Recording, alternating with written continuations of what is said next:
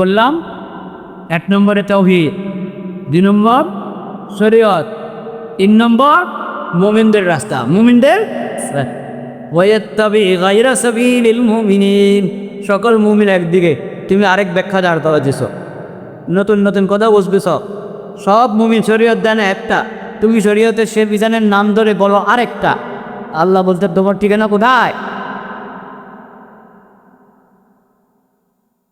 মুক্তি একমাত্র ইসলামের পথে, একমাত্র পিছের পথে ইসলাম। ইসলাম ছাড়া কোনো ধর্ম আল্লাহর কাছে গ্রহণযোগ্য? হ্যাঁ, ইন্নাদ-দীনা ইনদাল্লাহিল ইসলাম, আল্লাহর কাছে একমাত্র দিন কি ইসলাম ছাড়া কোনো ধর্ম আল্লাহ গ্রহণ করেন।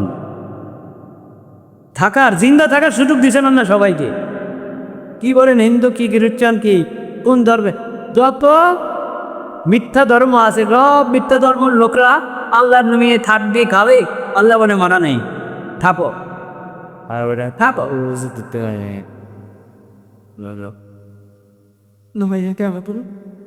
কিন্তু ওদের মূল অধিকার যেটা সেটা হলো ইসলামী হুকুমতকে মেনে ইসলামী হুকুমতের অধীনে থাকা, এটা হলো মূল বিষয়।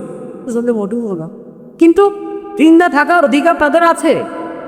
আল্লাহ বলছেন দুনিয়াতে এটা দিই তুমি ইমান নিয়ে আসো, ইসলাম কবুল করো, তাহলে আখরাতে শান্তি পাবো।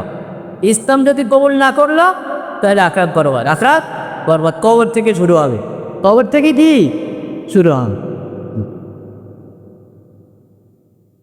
আল্লাহ দুনিয়াতে অমুসলিমদেরকে জিন্দা থাকার সুযোগ দিয়েছেন, কিন্তু আখরাতে হলো যত পাকড়াও যত ধরা।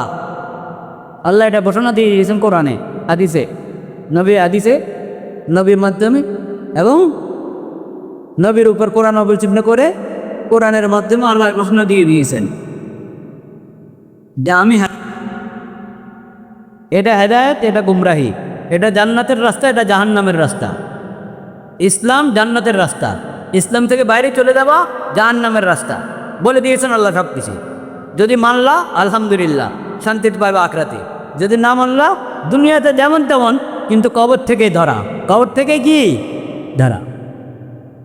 ইন্নাদ-দীনা ইনদাল্লাহিল ইসলাম, আল্লাহর কাছে দিন একমাত্র কি ইসলাম। আল্লাহ আরও বলেছেন কোরআন কারীমে, ওয়ামান ইয়াবতাগি গায়রাল ইসলামি দীনান ফালান ইউকবালা মিনহু, ইসলাম ছাড়া অন্য যে কোনো ধর্ম কেউ গ্রহণ করুক, আল্লাহর কাছে এটার কোনো কি নাই, দাম নেই, মূল্য না। তাহলে আমরা যদি আখরাতের মুক্তি চাই, আল্লাহর সন্তুষ্টি চাই, জান্নাত চাই, জাহান্নাম থেকে বাঁচতে চাই, দুনিয়ার সফলতা চাই, একমাত্র উপায় কি ইসলাম, একমাত্র উপায় ইসলাম। এখন যারা বলে ইসলাম ছাড়াও চলবে, অন্য যে কোনো ধর্মের অনুসারী হয়েও নাজাত পাওয়া যায়, ওদের কথা কি কোরআনের কথা না কোরআন বিরোধী কথা? ওদের কথা কি ইসলামের কথা না ইসলাম বিরোধী কথা? এরকম কথা বলে এই দেশে মুসলমান নামদারি, নাম মুসলমান, কিন্তু এরকম কুফরি কথা বলে, আছে কি নাই? আছে। হিজবুত তাওহীদ বলে, কে বলে? হিজবুত তাওহীদ এই কথা বলে, চিনেন তো হিজবুত তাওহীদ? জায়গা জায়গায় হিজবুত তাওহীদ কিন্তু এখন প্রচারণা করে, আর ইন্টারনেটে তো আছেই, অনলাইনে তো আছেই। হিজবুত তাওহীদ, নাম হিজবুত তাওহীদ, আসলে তাওহীদ অস্বীকারী, মুশরিক। সাবধানে থাকতে হবে। খালি একটা না, হিজবুত তাওহীদ বলে কি জানেন? এই ইসলাম ইসলামে না, সকল মুসলিম উম্মত যেটাকে ইসলাম বলে, কোরআন হাদিস যেটাকে ইসলাম বলে, সেই বলে এই ইসলাম ইসলামী নয়। এটা কি কুফরির কথা না ইমানের কথা? কুফরের কথা না ইমানের কথা? আরে বলেন না কুফরের কথা, কুফরের কথা। এটা হিজবুত তাওহীদ। হিজবুত তাওহীদের যেই এই দেশে যে প্রধান পন্নী, এখনও না সেদিন, আগে ছিল পন্নী, বাইদিক পন্নী, বাইদিক খান পন্নী, বাইদিক খান পন্নী, ওদের বই এটা। এই ইসলাম ইসলামী নয়। সকল মুমিন বলে এটাই ইসলাম, এটাই কোরআন, এটাই হাদিস, তুমি বলো না, তাহলে মুমিনদের থেকে আলাদা হলো কি হলো না? আলাদা হলো। কোরআন মানে না, হাদিস মানে না।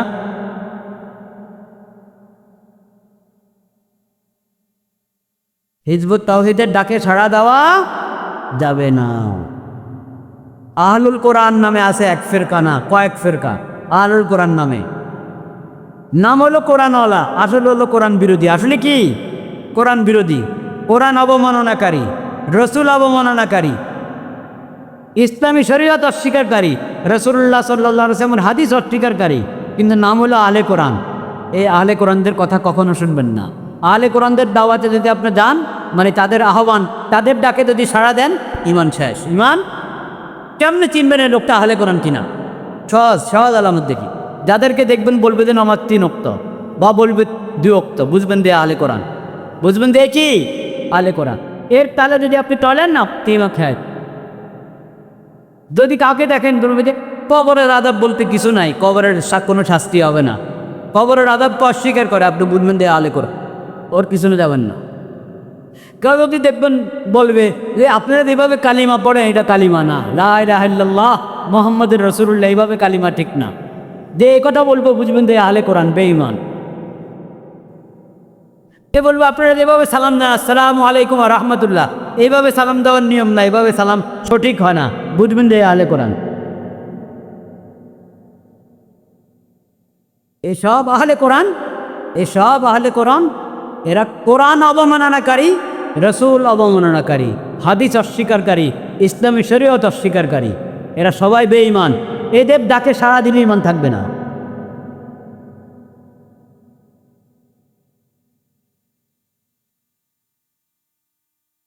আর কাদিয়ানীদের ব্যাপারে তো আগের বক্তা বলে গেলেন, শুনেছেন আপনারা, শুনেছেন কি না?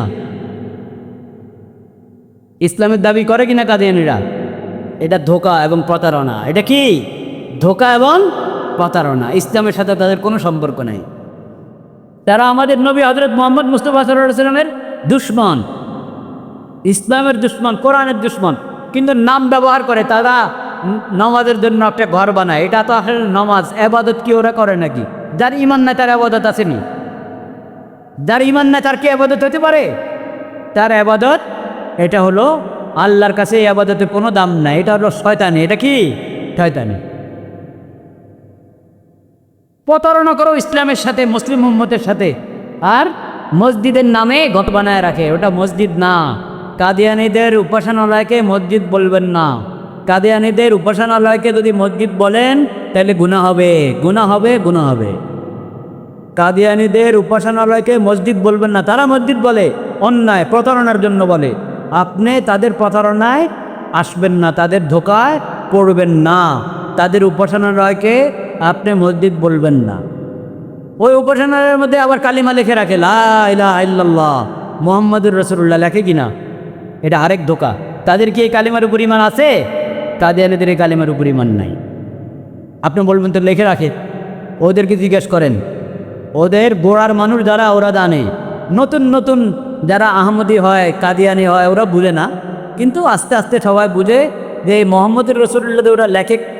এটা এই মুহাম্মদুর রাসূলুল্লাহ দ্বারা তাদের উদ্দেশ্য আমাদের সর্বশেষ নবী হযরত মুহাম্মদ মুস্তাফা সাল্লাল্লাহু আলাইহি ওয়াসাল্লাম নয়, বরং এটার দ্বারা উদ্দেশ্য হলো গোলাম আহমদ কাদিয়ানি। বলেন নাউযুবিল্লাহ। ওরা বলে 1400 বছর আগে না ছিলেন মুহাম্মদ সাল্লাল্লাহু আলাইহি ওয়াসাল্লাম, উনি আবার 1400 বছর 1300 বছর পরে কাদিয়ানে জন্মগ্রহণ করেছেন গোলাম আহমদ কাদিয়ানির রূপে। বলেন নাউযুবিল্লাহ। কোথায় এই ভণ্ড প্রতারক? বলে তার রূপে নাকি নবী সাল্লাল্লাহু আলাইহি ওয়াসাল্লাম দ্বিতীয়বারও জন্মগ্রহণ করেছেন। ইসলামে কি পরজন্ম আছে? পরজন্ম কি মুসলমানদের আকীদা না হিন্দুদের আকীদা? তো তুমি পরজন্মের বিশ্বাস আবার লাগাইলা মুহাম্মদ সাল্লাল্লাহু আলাইহি ওয়াসাল্লামের উপরে, আবার বললা গোলাম আহমদ কাদিয়ানির রূপে এসেছে। এই কি রাসূলুল্লাহর অবমাননার জন্য আর কিছু বাকি রাখতে? রাসূলুল্লাহর একবারে সর্বোচ্চ অবমাননা করলো। বলে যে এখন তো উনি 1400 বছর আগের যে মর্যাদা ফজিলত ছিল এর চেয়ে অনেক বেশি কার মর্যাদা। বলেন নাউযুবিল্লাহ। গোলাম আহমদ কাদিয়ানি বীর রাসূলুল্লাহ থেকে বড়, আমাদের রসুল থেকে কত গোলাম আহমদ কাদিয়ানির মর্যাদা বেশি। এই কথা যদি কেউ মনে করে তার ঈমান থাকবে, তো কাদিয়ানি তো তারা, কাদিয়ানি ওই সম্প্রদায়, তারপরে দাবি করে তারা মুসলিম, তারপরও সরকারের কাছে কান্না করে তো আমাদেরকে সুযোগ দেয় না। তুমি বলো যে তোমার রাসূলুল্লাহর প্রতি ঈমান নাই, ইসলাম মানো না, আবার ইসলামের নাম বহন করো, ইসলামের নাম ব্যবহার করো, ইসলামের নাম ব্যবহার করো বন্ধ করো। কোনো হিন্দু তো ইসলামের নাম ব্যবহার করে না, তুমি কেন করো? কোনো খ্রিস্টান ইসলামের নাম ব্যবহার করে না, তুমি কেন করো? যে খ্রিস্টানরা মুসলমানদেরকে ধোঁকা দেয়, ঈসাই মুসলমান বলে, ওরা কিন্তু প্রতারক। যে খ্রিস্টানরা মুসলমানদেরকে ঈসাই মুসলমান বলে বেঈমান বানায়, ওরা প্রতারক। এমনি খ্রিস্টান ইসলামের নাম ব্যবহার করে না, ওরা অমুসলিম, কিন্তু প্রতারণা করছে না মুসলমানদের সাথে। কাদিয়ানীরা মুসলমানদের সাথে প্রতারণা করছে, আহলে কোরআন প্রতারণা করছে, হিজবুত তাওহীদ প্রতারণা করছে। প্রতারণা বন্ধ করতে হবে। প্রতারণা কি করতে হবে? বন্ধ করতে হবে। ভাইয়েরা আমার, আমি কথা শেষ করে দিচ্ছি, অনেক রাত হয়ে গেছে, শীতের রাত। আপনারা তাড়াতাড়ি শুতে হবে যাতে ফজরের নামাজ আবার জমাতে আদায় করতে পারেন। সেজন্য আমি এতক্ষণ বললাম ইসলামের মৌলিক আকীদা সম্পর্কে। ইসলামের মৌলিক আকীদাগুলোর কোনো একটার ব্যাপারে যদি কেউ এদিক সেদিক কোনো সন্দেহ পোষণ করে, তার কি থাকে না? ঈমান থাকেনি। এজন্য বলছি, যারা শরীয়ত মানে না, নিজের জন্য আলাদা শরীয়তের দাবি করে, ওদের ঈমান আছে? মাইজবান্ডারওয়ালারাও এরকম, আটরশিও এরকম, চন্দ্রপাড়াও এরকম, এনায়েতপুরিও এরকম, দেওয়ানবাগিও এরকম। এরা সবাই আলাদা শরীয়ত, বিশেষ শরীয়ত। আল্লাহ যে শরীয়ত দান করেছেন, এই শরীয়তের উপরে তাদের বিশ্বাস নেই। এরা সব ইসলাম থেকে কাটা, সব ইসলাম থেকে কাটা। ও সমস্ত আস্তানায় নিজেরাও যাবেন না, তা বলে তাদের হাতে পায়ে ধরে তাদেরকে ওখান থেকে সরায় রাখবেন যাতে ঈমান নষ্ট না হয়। দ্বিতীয় কথা আমি যেটা বলতে চাই, ইসলামের মৌলিক আকীদাতে যদি কোনো সন্দেহ হয়, এদিক সেদিক হতে ঈমানে থাকে না, বেঈমান হয়ে যায়। এজন্য ওই মৌলিক আকীদাগুলো ভালোভাবে শিখতে হবে, প্রথম কথা। দ্বিতীয় কথা, আমাদের ঈমান আরও মজবুত হতে হবে। ঈমান যাতে আরও মজবুত হয়, সেজন্য আমাদেরকে আহলুস সুন্নাত ওয়াল জামাতের তরিকায় থাকতে হবে। বলেন কার তরিকায় থাকতে হবে? আহলুস সুন্নাত ওয়াল জামাতের তরিকায় থাকতে হবে। আহলুস সুন্নাত ওয়াল জামাতের তরিকাতে যদি সরে যায়, তাহলে আমি আসল হেদায়েতের উপরে থাকতে পারবো না। আহলে সুন্নাতের তরিকা থেকে সরে গেলে গুমরাহি এসে গেল। কি এসে গেল? ইসলামের আকীদার মুখ থেকে সরে গেলে তো একবারে বেঈমান, ইসলাম থেকে বাইরে, ইসলামের গণ্ডি থেকে বাইরে। আর আহলে সুন্নাত ওয়াল জামাতের রাস্তা থেকে যদি সরে যায়, তাহলে ঈমান দুর্বল হয়ে গেল। ঈমান কি হয়ে গেল? দুর্বল হয়ে গেল, গুমরাহি এসে গেল। এজন্য আমাদেরকে কোন তরিকা থাকতে হবে বলেন? আহলে সুন্নাত ওয়াল জামাতের তরিকার উপরে থাকতে হবে। আহলে সুন্নাতের পরিচয় কি? এই আহলে সুন্নাতের পরিচয়ের কথা বলে আমি শেষ করছি। আহলে সুন্নাতের পরিচয়, আহলে সুন্নাত ওয়াল জামাতের পরিচয়। 1 নম্বর, আহলে সুন্নাত ওয়াল জামাত কোনো নবী রাসূলের সমালোচনা করেনি। কোনো নবী রাসূলের কি করে না? সমালোচনাটা। যে নবী রাসূলের সমালোচনা করবে, চাই মুসা আলাইহিস সালামের সমালোচনা করো, চাই ইউসুফ আলাইহিস সালামের সমালোচনা করো, চাই সুলাইমান আলাইহিস সালামের সমালোচনা করো, চাই হযরত মুহাম্মদ মুস্তাফা সাল্লাল্লাহু আলাইহি ওয়াসাল্লামের সমালোচনা করো, যে কোনো নবীর সমালোচনা যারা করে, তারা আহলে সুন্নাতের তরিকা নাই। তারা আহলে সুন্নাতের তরিকা নাই, তারা সঠিক হেদায়েতের উপরে প্রতিষ্ঠিত না, তাদের মধ্যে গুমরাহি এসে গেছে। বলেন নাউযুবিল্লাহ। 2 নম্বর, আহলে সুন্নাত ওয়াল জামাতের মানুষ কখনো কোনো সাহাবীর সমালোচনা করেন। যারা সাহাবীর সমালোচনা করে, ওরা আহলে সুন্নাতের তরিকা নাই। শিয়ারা সাহাবায়ে কেরামের সমালোচনা করে, তারা আহলে সুন্নাতের তরিকা আছে? নাই। বরং কট্টর শিয়া যারা, ওরা তো এমন কঠিন কঠিন কুফরি আকীদা তাদের মধ্যে, ঈমানে নাই। কট্টর শিয়া যারা, আর কম সাধারণ শিয়া সবার মধ্যে সাহাবা বিদ্বেষী, তারা সাহাবা বিদ্বেষী, সাহাবার সমালোচনা করে। ওরা আহলে সুন্নাতের তরিকা হতেই পারে না, হেদায়েতের উপরে প্রতিষ্ঠিত না, তারা গুমরাহির তরিকা আছে। শিয়ারা ছাড়াও আমাদের সমাজে আরও লোকেরা আছে যারা সাহাবায়ে কেরামের সমালোচনা করে। হযরত মুআবিয়া রাদিয়াল্লাহু তাআলা আনহুর সমালোচনা করে, ওসমান রাদিয়াল্লাহু তাআলা আনহুর সমালোচনা করে। এক ভদ্রলোক তো আফ্রিকার ইজতেমাতে বলে দিয়েছে যে 300 সাহাবী, উহুদের জিহাদের সময় 300 সাহাবী আব্দুল্লাহ ইবনে উবাই মুনাফিকের সাথে চলে গেছে। বলেন নাউযুবিল্লাহ। মুনাফিকের সাথে যারা গেছে তারা মুনাফিক না সাহাবী? তো কীভাবে বললো 300 সাহাবী? সাহাবী বললে মানুষ কি বুঝে? রাসূলুল্লাহর উপরে যাদের ঈমান ছিল, রাসূলুল্লাহর শাগরিদ যারা, সেই সাহাবী। সাহাবায়ে কেরামের সমালোচনা করে, তো আহলে সুন্নাতের তরিকা নাই। আহলে সুন্নাতের 3 নম্বর পরিচয়, আহলে সুন্নাত কোনো ইমামের সমালোচনা করে না। মাযহাবের ইমামের সমালোচনা করে না, হাদিসের ইমামের সমালোচনা করে না, আকীদার ইমামেরও সমালোচনা করে না, ইলমুস সুলুক ওয়াল ইহসানের ইমামদেরও সমালোচনা করে না। যাকে দেখবেন কোনো ইমামের সমালোচনা করে, আবুল হাসান আশারির সমালোচনা করে, আবু মনসুর মাতুরিদির সমালোচনা করে, ইমাম বুখারী আবু দাউদ মুসলিমের সমালোচনা করে, ইমাম আবু হানিফা মালিক শাফি আহমদ ইবনে হাম্বলের সমালোচনা করে, বুঝবেন যে এই আহলে সুন্নাত ওয়াল জামাতের তরিকা নেই।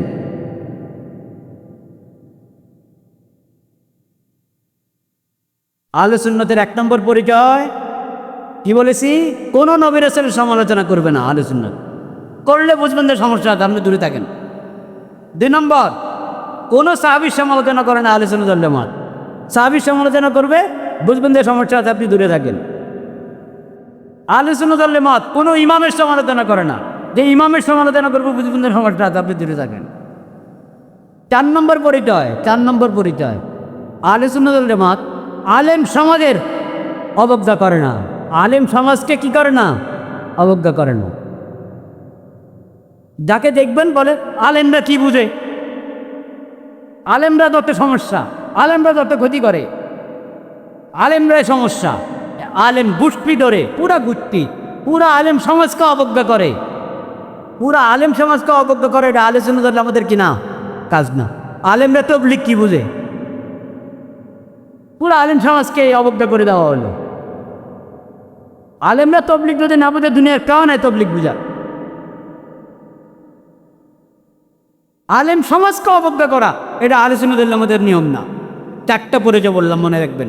কোনো নবী রাসূলের সমালোচনা করে না আহলে সুন্নাত ওয়াল জামাত, কোনো সাহাবীর সমালোচনা করে না আহলে সুন্নাত ওয়াল জামাত, কোনো ইমামের সমালোচনা করে না আহলে সুন্নাত ওয়াল জামাত। 4 নম্বর, আলেম সমাজকে, আলেমের পুরা গোষ্ঠী শুদ্ধ অবজ্ঞা করবে, এটা করে না আহলে সুন্নাত ওয়াল জামাত। আল্লাহ তাআলা আমাদেরকে আহলে সুন্নাত ওয়াল জামাতের তরিকা থাকার তৌফিক দান করেন। ওয়া আখিরু দাওয়ানা আলহামদুলিল্লাহি রাব্বিল আলামিন।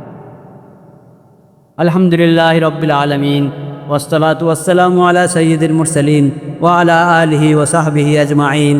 রব্বানা যালামনা আনফুসানা ওয়া ইল্লাম তাগফির লানা ওয়া তারহামনা লানাকুনান্না মিনাল খাসিরিন। রব্বানা আতিনা ফিদ দুনিয়া হাসানা ওয়া ফিল আখিরাতি হাসানা ওয়া কিনা আযাবান নার। রব্বানা লা তুযিগ কুলুবানা বা'দা ইয হাদাইতানা ওয়া হাব লানা মিন লাদুনকা রাহমা ইন্নাকা আনতাল ওয়াহ্হাব। আয় আল্লাহ, আপনি আমাদেরকে হেফাজত করে, এ আল্লাহ আমাদের দ্বীন ঈমানের হেফাজত করে, আমরা সঠিক আকীদার উপরে প্রতিষ্ঠিত থাকতে পারি সেই তৌফিক নসিব করে। এ আল্লাহ, আজকাল আমাদের ঈমান এবং আকীদা নষ্ট করার জন্য সমাজে কত ধরনের ফিতনা, আল্লাহ এই সব ফিতনা থেকে আমাদেরকে হেফাজত করেন। এ আল্লাহ, এই মাহফিলে যারা এসেছিলেন, এখনও যারা বসে আছেন, যারা কোনো উজুরে আগে চলে গেছেন, আল্লাহ সবার মাগফিরাত করেন, সবার সমস্ত গুনাহখাতা মাফ করে দেন। আমাদের সকল মনোরচনার সমস্ত গুনাহখাতা মাফ করে দেন। ইয়া আল্লাহ, যারা এই মাহফিলের ইন্তজাম করেছেন তাদেরকে আপনি কবুল করেন। ইয়া আল্লাহ, যারা দ্বীনকে মহব্বত করেন, দ্বীনি মাদ্রাসাকে মহব্বত করে, দ্বীনের মার্কাজগুলোকে মহব্বত করে, দ্বীনি খেদমতগুলোকে, দ্বীনের কাজকে মহব্বত করে, আল্লাহ আপনি তাদের সবাইকে কবুল করেন। ইয়া আল্লাহ, আমাদের সবাইকে নবী করিম সাল্লাল্লাহু আলাইহি সাল্লামের সুন্নাত শরীয়ত মোতাবেক চলার তৌফিক নসিব করেন। আমাদের সবার মধ্যে কোরআনের মহব্বত দান করেন। আমাদের সবাইকে কোরআন শিখার তৌফিক দান করেন, ফরজ ইলম শিখার তৌফিক দান করেন। ইয়া আল্লাহ, শরীয়ত সুন্নাত